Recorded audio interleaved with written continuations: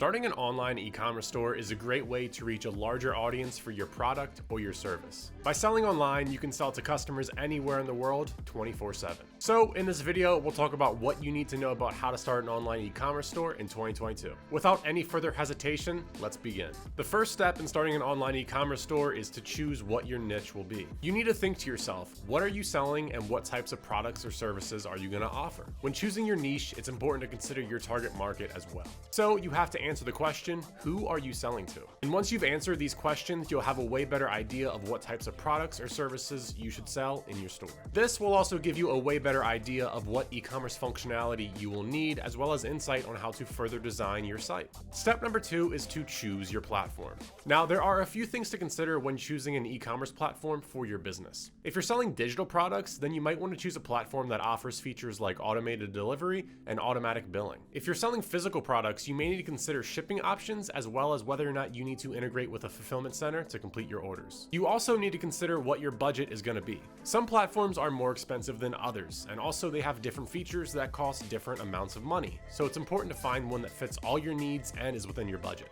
So once you've considered all these factors, it's time to choose your platform. Platforms like Shopify, WooCommerce, and Magento are all popular options in today's day and age. Now, once you've chosen your platform, it's time to set up your store. These are setting things up like your payment gateways, adding your products, and of course, promoting that your business is online. Step number 3 is setting up your store. Once you've chosen which e-commerce platform you're going to use, it's time to get everything going and set up. Now, this process will vary depending on the platform, but most platforms offer templates and other tools that will help you quickly set up and customize your website easily. If you're not sure on how to get started, simply take a look at the documentation for your chosen platform or reach out to their customer support team for help. Now, once you have your store set up, you can start adding products, setting up shipping and payment options, and customizing the look and feel of your store. Step number 4 is then adding your products or your services. Now that you've got your online store up, running, and looking pretty, it's time to start adding your products or services. The key here is to make sure that you add high quality photos and well-written product descriptions. This way, customers will know exactly what they're buying and they won't be disappointed when they receive their purchase.